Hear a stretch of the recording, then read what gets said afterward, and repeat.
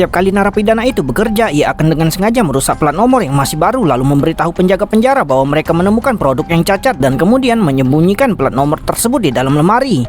Rupanya ia telah mengumpulkan cukup banyak plat nomor sehingga pada malam hari ia akan melatih dirinya menantang batas kemampuannya setiap waktu dan mengeluarkan buku catatan kecil untuk mencatat beberapa lama ia telah bertahan. Ia menuliskan hasil setiap latihan. Melihat bahwa ia bisa bertahan selama 20 menit, pria itu memutuskan untuk mulai melaksanakan rencana pelariannya. Hari itu ia memanfaatkan kesempatan untuk keluar membuang sampah. Kemudian ia mengeluarkan plat nomor yang telah disiapkan sebelumnya. Ia berlari menuju bagian belakang mobil dan bersembunyi di bawah mobil tanpa ada seorang pun yang menyadarinya. Saat sipir penjara mengeluarkan peralatan untuk pemeriksaan rutin, pria itu bersembunyi di bawah mobil. Pria itu menggunakan plat nomor yang rusak untuk menutupi dirinya, namun ia sama sekali tidak panik. Dengan mengandalkan kekuatan lengannya dan penutup plat nomor, ia berhasil menghindari pemeriksaan dan akhirnya melarikan diri dari penjara. Saat itu sang pengemudi yang telah setengah jalan mendengar suara aneh di bawah mobil dan hendak keluar untuk memeriksa, namun kemudian ia dipukuli oleh tahanan itu.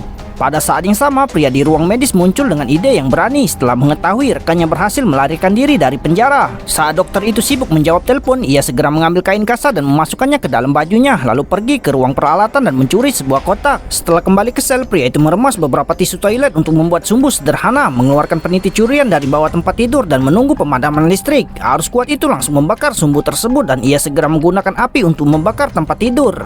Tapi pria itu masih merasa hal itu belum cukup sempurna, jadi ia menggertakkan giginya dan mulai melukai lengannya. Setelah melakukan semua ini, pria itu mulai berteriak minta tolong. Penjaga bergegas ke tempat kejadian untuk memadamkan api dan pria itu dibawa ke ruang medis sesuai keinginannya. Saat para penjaga sedang sibuk memadamkan api, pria itu memukul dokter hingga pingsan lalu memindahkan lemari besi dan merangkak ke dalam saluran ventilasi. Sebelum pergi, ia tak lupa mengembalikan lemari itu ke keadaan semula dengan hati-hati karena pipa itu sempit, ia hanya bisa merangkak maju. Melihat dirinya hendak kabur dari penjara, ia pun segera mengeluarkan kain kasa yang sudah dipersiapkan sebelumnya, menuliskan slogan-slogan demo di atasnya, lalu memberanikan diri menaiki tangga menuju luar penjara. Agar tidak menarik perhatian orang lain, pria itu menutupi seragam penjaranya dengan slogan dan mencoba pergi dengan tenang.